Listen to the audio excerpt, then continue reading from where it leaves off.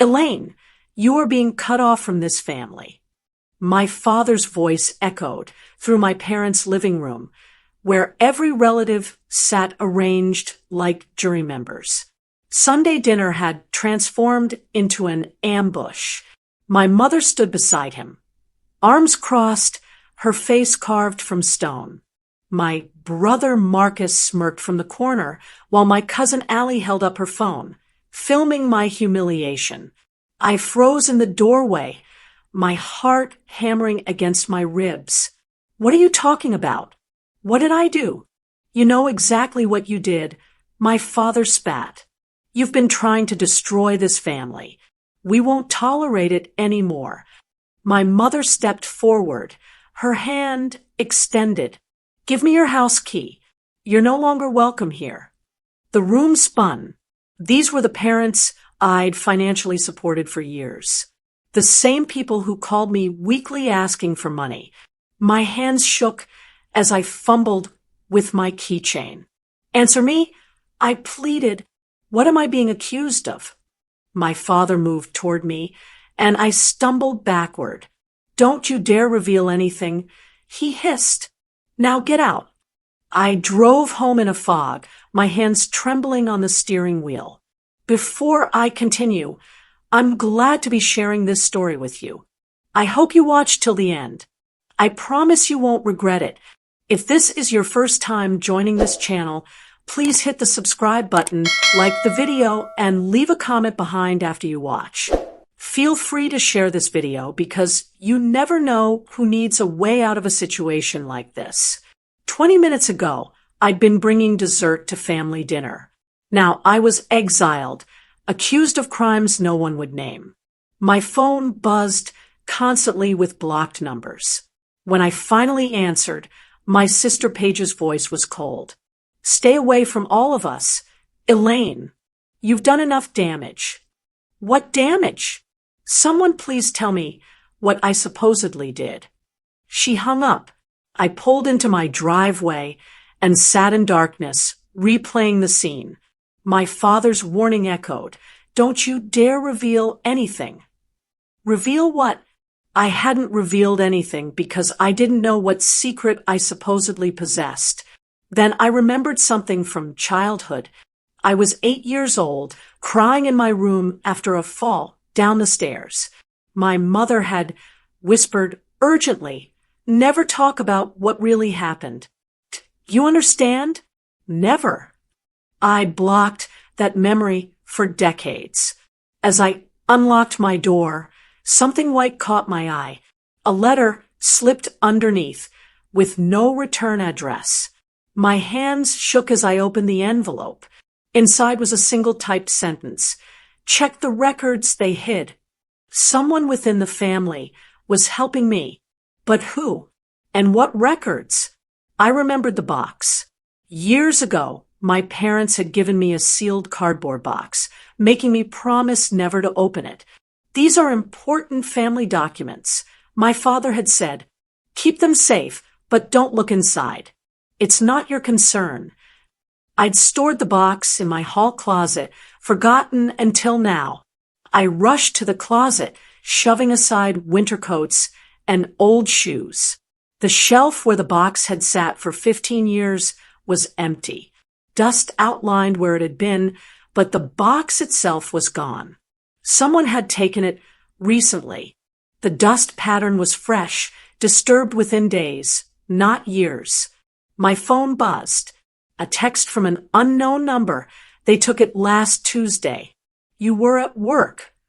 Last Tuesday, 3 days ago. I called Marcus first. Voicemail. Then Paige. Blocked. My mother's number went straight to an automated message stating I'd been blocked. My father's email arrived minutes later, cold and threatening. Elaine, stop digging into family business. This is your final warning. Any further action will result in legal consequences. Legal consequences for what? The vagueness itself was damning. If I'd done something wrong, they'd name it. Their refusal to specify my supposed crime meant they were hiding something. and my questions threatened their secret. I drove to my childhood neighborhood, hoping to catch someone off guard. My old neighbor, Mrs. Patterson, was watering her roses. Elaine. She looked uncomfortable. I heard about the family trouble. I'm sorry, dear. Mrs. Patterson, have you seen anyone at my parents' house recently? Anyone unusual? She hesitated, glancing toward my parents' home. I saw Marcus leaving your place last week, Tuesday morning. He was carrying a box. My brother. He'd stolen the documents while I was at work. The county clerk's office smelled of old paper and bureaucracy. I filled out request forms for any records associated with my name from childhood. The clerk, a patient woman named Brenda, typed slowly into her outdated computer system. Here's something, she said, frowning. Sealed files. That's unusual for someone your age. Can you tell me what they contain? Hospital records, guardianship documents, and something about a financial account opened in your name at age 12. She clicked through screens. These were sealed by court order in 1998. 26 years ago. I would have been 7. Can I access them? Brenda's frown deepened. According to this, someone tried to have them resealed last week. The request was denied because the original sealing period expired. These are technically public record now. Who tried to reseal them? She turned her monitor toward me. The petitioner's name, Harold Porter. My father. He'd known these records were about to become accessible, and he panicked. The bank's records department took 3 days to locate the account. When the banker, Mr. Hernandez, finally pulled up the file, his expression turned grave. This account was opened in 1991 with a substantial initial deposit of $50,000. It was designated as an educational trust fund. $50,000. In 1991, that would be worth over $100,000 today. Where did the money come from? According to these notes, it was established by your maternal grandparents before their deaths. The funds were meant specifically for your college education. I'd never gone to college. My parents told everyone I'd refused higher education and chosen to work instead. The truth was they'd said we couldn't afford it. What happened to the money? Mr. Hernandez scrolled through transaction history. The entire balance was withdrawn in 1998.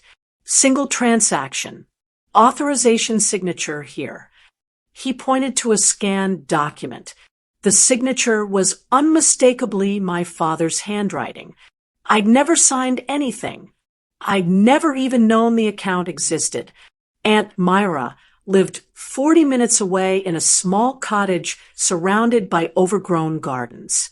She opened the door nervously, glancing past me as if expecting surveillance. Come in quickly, she whispered.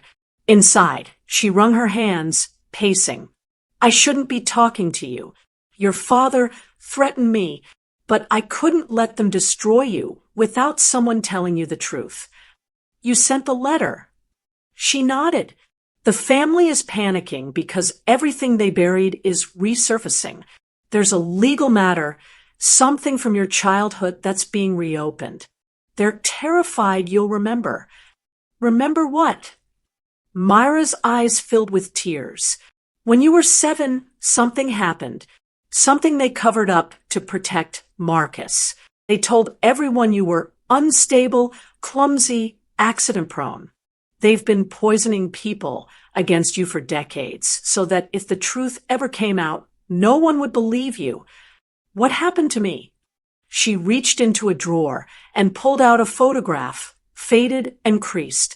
She handed it to me with shaking hands. The photograph showed a child version of me in a hospital bed, my face swollen and bruised, my left arm in a heavy cast, bandages wrapped around my head. I looked broken, terrified. I didn't remember this. Your brother pushed you down the basement stairs during an argument, Aunt Myra said softly. You fell 12 steps onto concrete. Skull fracture, broken arm, internal bruising. The doctor suspected abuse. The room tilted. My parents said I fell. They said I was clumsy. They lied. Marcus was 15.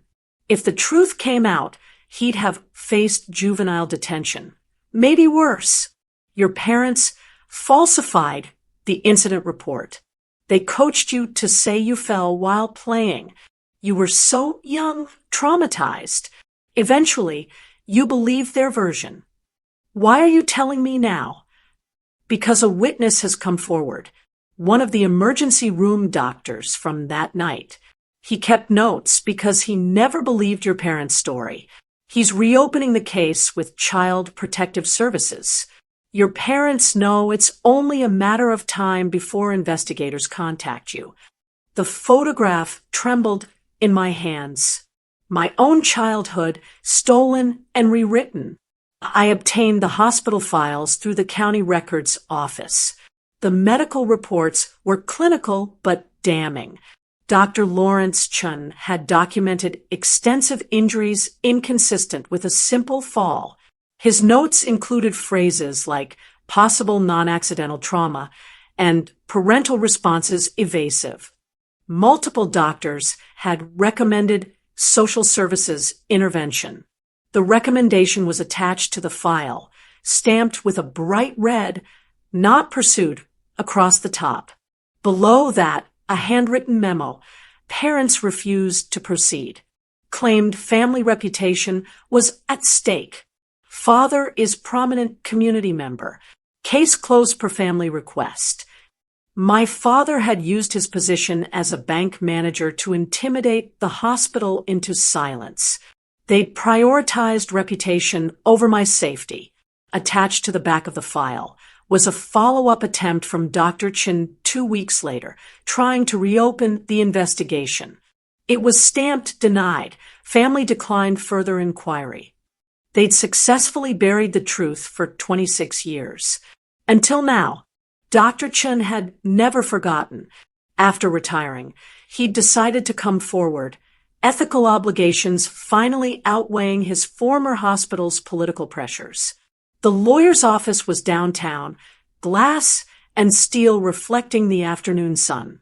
Attorney Francine Bishop specialized in trust fund fraud. I'd found her through online research about educational fund theft. Your case is textbook, she said after reviewing my documents. Your grandparents established an irrevocable educational trust. The funds could only be used for your college expenses. Your parents violated the trust terms by withdrawing the money for other purposes. What did they use it for? Francine pulled up additional records she'd subpoenaed. According to bank transfers, the money paid for legal fees in 1998, specifically fees related to settling a juvenile case involving your brother. Marcus, they'd stolen my education fund to cover up his crime. There's more, Francine continued.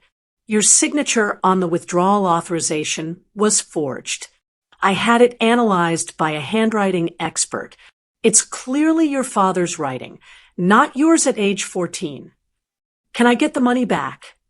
With interest, absolutely. This is fraud, plain and simple.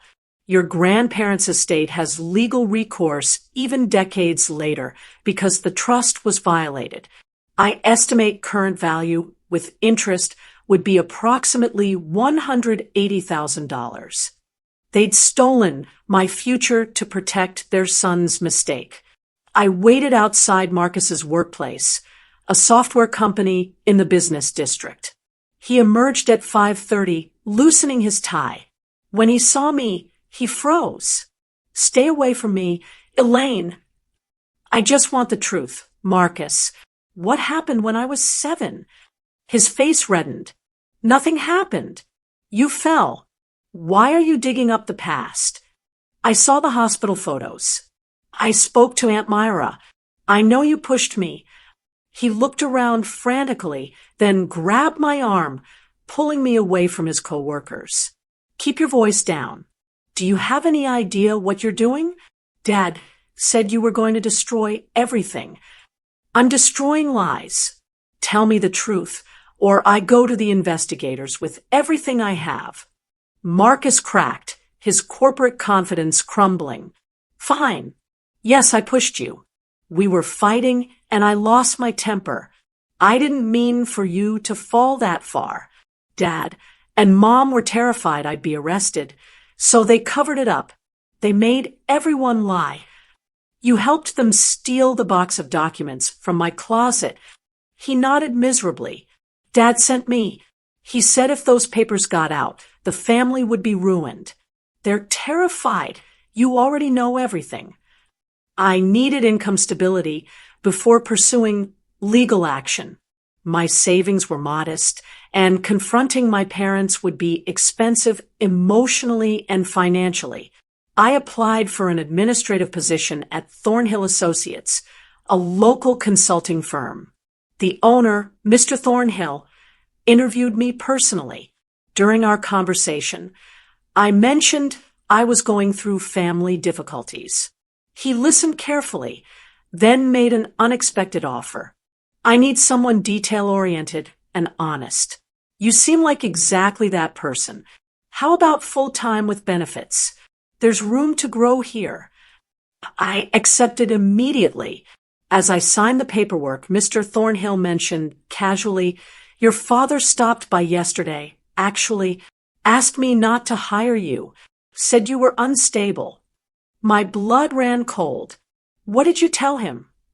I told him I make my own hiring decisions. Anyone who campaigns against their own daughter, that aggressively makes me trust her more, not less. My father was actively sabotaging my employment. He'd expected me to be desperate and isolated, easier to control. Instead, I'd found an employer who saw through his manipulation. I started the next Monday, my first step toward independence. Whispers followed me through town. At the grocery store, former family friends turned away. At the post office, conversations stopped when I entered. I heard fragments. Unstable, dangerous, tearing the family apart. My parents had launched a preemptive character assassination, painting me as mentally unwell and vindictive. They were inoculating the community against anything I might reveal. Instead of confronting people directly, I quietly documented everything. I kept a detailed log of who said what, where, and when. I recorded dates and witnesses. If this escalated to court, I'd need proof of defamation. One neighbor, Mrs. Holloway, approached me outside the library. She glanced around nervously before pressing a small device into my hand. I recorded what your father said at the neighborhood association meeting. I thought you should hear it. I thanked her, my hands shaking slightly. At home, I played the audio file. My father's voice, confident and persuasive. Elaine is experiencing a mental health crisis. She's making wild accusations about childhood incidents that never happened.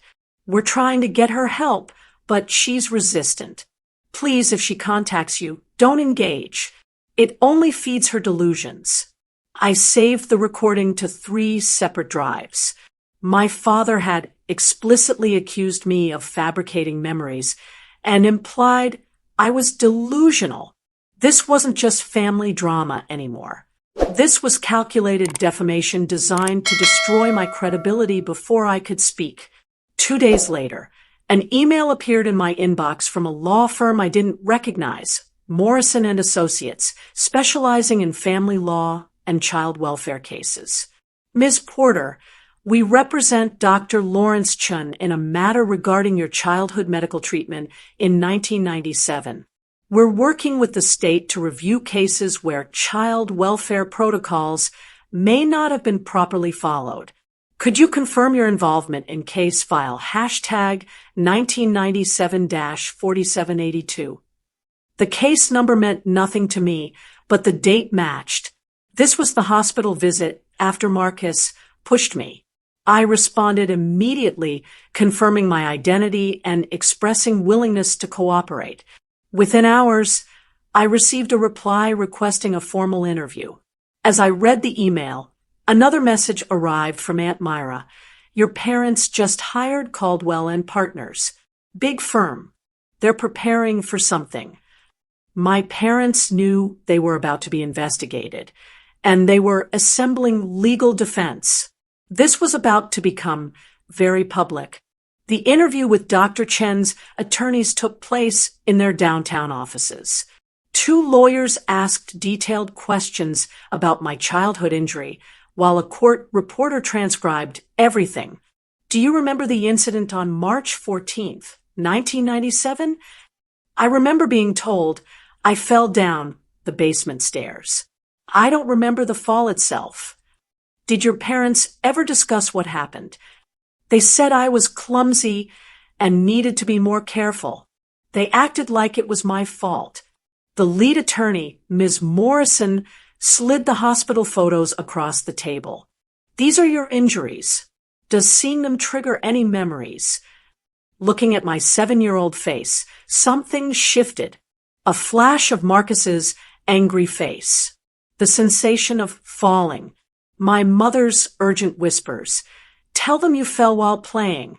Don't mention Marcus. Promise me. I remember my mother coaching me. She made me rehearse the story. Ms. Morrison nodded grimly. Dr. Chen documented that he suspected coached testimony. Your injuries were too severe for the explanation provided. He reported his concerns, but they were dismissed due to your father's community standing. What happens now? The state is reopening the investigation. Your parents will be questioned about their handling of the incident and their interference with child welfare protocols. You may also pursue civil action for the Educational Trust Fund theft.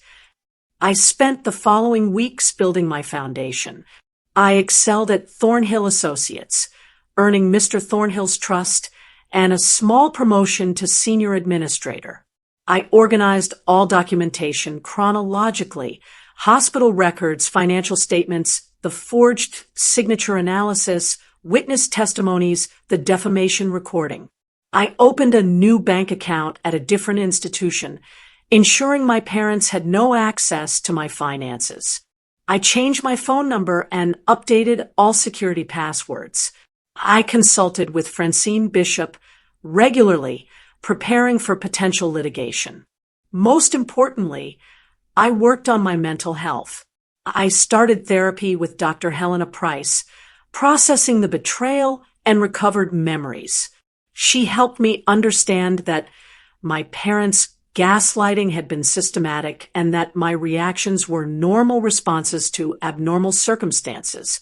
For the first time in my life, I felt anchored, not to family approval, but to my own truth and stability. Then Aunt Myra called. Her voice panicked. Elaine, they're planning something terrible. They're going to blame you for everything. Please be careful. My mother organized another family gathering, sending formal invitations to every relative. Aunt Myra forwarded me the message. Emergency family meeting to address Elaine's accusations and mental health concerns. I wasn't invited, of course. I was the subject, not a participant, but Aunt Myra attended, and she recorded everything. My father stood before the assembled family, playing the wounded patriarch. Elaine has fabricated a story about Marcus harming her as children. She's claiming we stole money from her. These are delusions stemming from mental instability. We've tried to help her, but she refuses treatment. My mother dabbed tears theatrically. We're considering involuntary psychiatric evaluation. It's the only way to protect her from herself. Marcus sat silently, his guilt apparent to anyone paying attention. But several relatives looked uncomfortable. My cousin Trevor asked pointed questions. If Elaine is lying, why did you try to reseal her medical records last month? Why did you take documents from her home? My parents deflected, but the seed of doubt was planted. As the meeting dispersed, someone slipped Aunt Myra an envelope with my name on it. Inside, more evidence. The envelope contained photocopies of the original sealed documents, complete hospital reports, the unredacted child welfare recommendations, bank records showing the trust fund theft with clear date stamps, and most damning, school records from 1997 showing I'd missed 6 weeks of classes due to injuries sustained at home. Someone in the family had made copies before Marcus stole the box. Someone wanted me to have evidence. But the envelope contained something new, a handwritten draft in my mother's distinctive script. The paper was crumpled, as if retrieved from trash. The draft was titled Letter of Apology, Never Sent. I read it with shaking hands. Elaine, I need to confess something I've lived with for 26 years. What happened to you wasn't an accident. Marcus pushed you. We knew it. We covered it up because we were afraid of losing him to the juvenile system, afraid of what people would think, afraid of losing our standing in the community. We took your education money to pay lawyers who helped us bury the incident. We convinced you it was your fault. We gaslit you for decades. I've wanted to tell you so many times, but your father forbade it. He said if you ever found out. The letter ended there, mid-sentence, as if she'd stopped writing when my father discovered her attempt at honesty. The confession draft changed everything. It proved my mother knew the truth, had known for decades, and had considered confessing. It showed consciousness of guilt. I made 5 copies immediately, storing them in different locations. I provided one to Ms. Morrison and one to Francine Bishop. This was my smoking gun. The next day, anonymous social media posts began appearing in community groups. Someone was carefully releasing fragments of truth, nothing that violated confidentiality, just enough to make people question the narrative my parents had constructed. Anyone remember when Harold Porter's daughter had that serious accident back in 1997? Strange how the hospital investigation was suddenly dropped. I heard the Porter Family Trust Fund disappeared around the same time. Coincidence? My parents had spent decades building a pristine reputation. Now it was cracking, and they didn't know who was dismantling it or how to stop the information leak. 3 days later, my father appeared at Thornhill Associates. The receptionist called me nervously. There's a Harold Porter here asking to see you. He says he's your father. I took a deep breath. Tell him I'll meet him in the conference room. Please stay nearby. My father looked diminished, pale, his usual commanding presence reduced to desperation. He sat across from me in the conference room, his hands trembling slightly. Elaine, we need to talk. This has gone too far. I agree. It went too far when you covered up Marcus's violence. It went too far when you stole my education money. It went too far when you spent decades convincing me I was the problem. We were protecting our family. You have to understand. You were protecting your reputation. I corrected. You sacrificed me to save face. I'm here to apologize. We made mistakes. Can't we move past this? The family is falling apart. His apology wasn't about remorse. It was about damage control. You're not apologizing because you're sorry. You're apologizing because you're caught. Dr. Chen came forward. The investigation is reopening. You hired lawyers because you know what's coming.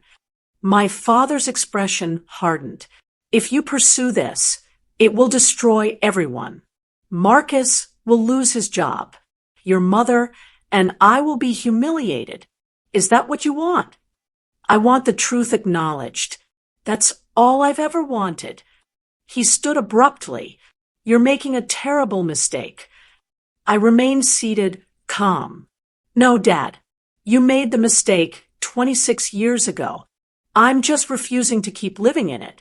That evening, Ms. Morrison called. "Elaine, the state investigation has formally begun. Your parents have been summoned to provide statements under oath. They've been informed that providing false testimony will result in criminal charges." "What do they have to say?" "We'll find out next week. I need you to come in and provide your official statement as well. Everything you remember, everything you've documented." I spent 2 hours at their offices, recounting everything: the coached testimony, the stolen education fund, the decades of gaslighting, my father's defamation campaign, my mother's unfinished confession. They recorded every word. When I finished, Ms. Morrison looked at me with something like respect. "You've built an airtight case. Your documentation is extraordinary.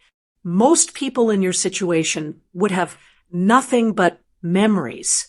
You have evidence." I learned to protect myself.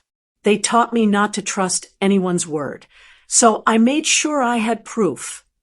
A week later, the mandatory family mediation was scheduled. All parties required to attend: my parents, Marcus, key relatives, the state mediator, and attorneys for all parties. I would face them all with the full weight of truth behind me. The mediation took place in a neutral conference facility. My parents sat on one side with their attorney, Marcus beside them looking miserable. I sat across from them with Francine Bishop and Ms. Morrison flanking me.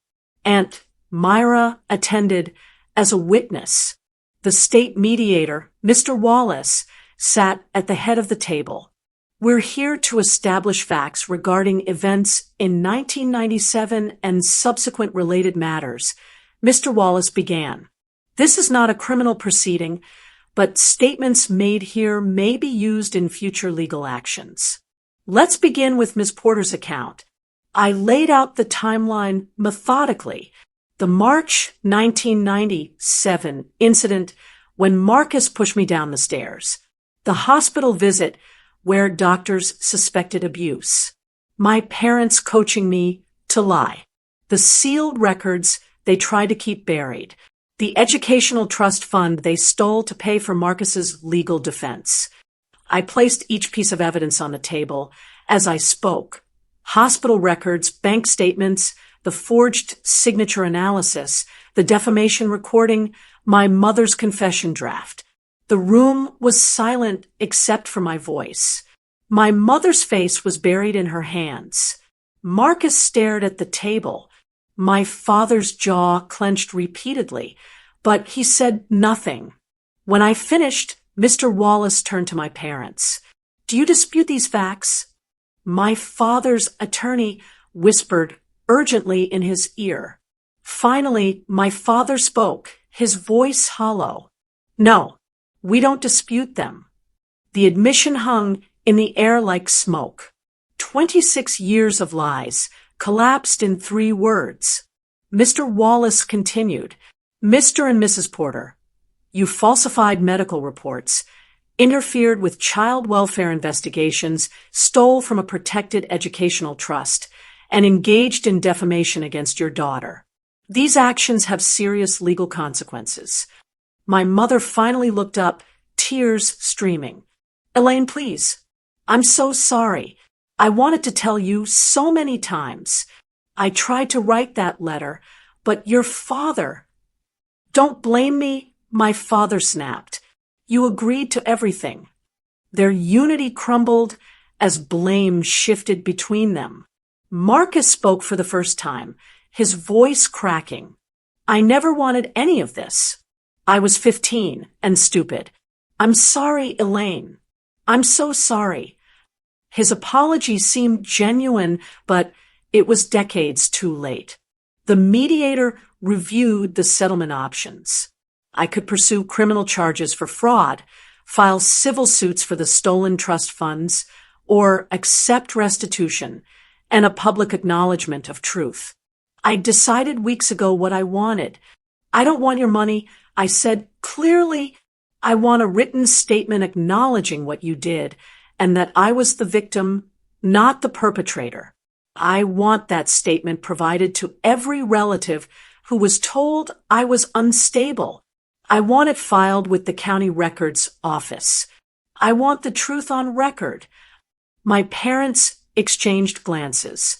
They'd expected demands for money, for punishment. Truth was more terrifying than lawsuits. 2 weeks later, the official statement arrived via certified mail. It was signed by both parents and witnessed by their attorney. We, Harold and Maureen Porter, acknowledged that in March 1997, our son Marcus injured our daughter Elaine by pushing her down basement stairs. We falsified medical reports and coached Elaine to lie to investigators. We interfered with Child Protective Services investigations using our community standing. We stole Elaine's educational trust fund to pay legal expenses related to covering up Marcus's actions. We subsequently engaged in a decades-long campaign to discredit Elaine's character, calling her unstable and delusional to prevent the truth from emerging. We acknowledged that Elaine was the victim of our actions and that all allegations she has made are factual and accurate. The statement was distributed to every family member who'd attended the accusation meetings. It was filed with the county clerk's office, part of permanent public record. It was provided to Thornhill Associates, clearing my reputation professionally. The community reaction was swift. My parents' social standing evaporated. Friends stopped calling. Their church community distanced itself. Marcus's employer, learning of his involvement, passed him over for a promotion. They'd spent decades building a facade of respectability. The truth dismantled it in days. I felt no satisfaction in their downfall, only quiet relief. I'd never wanted revenge. I'd wanted acknowledgement. 3 months after the mediation, my mother sent a final letter. Unlike the confession draft, this one was complete. Elaine, I know I have no right to ask for forgiveness. What we did was unforgivable. I was a coward who chose comfort over truth, reputation over your well-being. I failed you as a mother in every way possible. I don't expect you to respond to this letter. I just needed you to know that you were right about everything, and I am ashamed of who I became. If I could go back and choose differently, I would. I hope someday you find peace.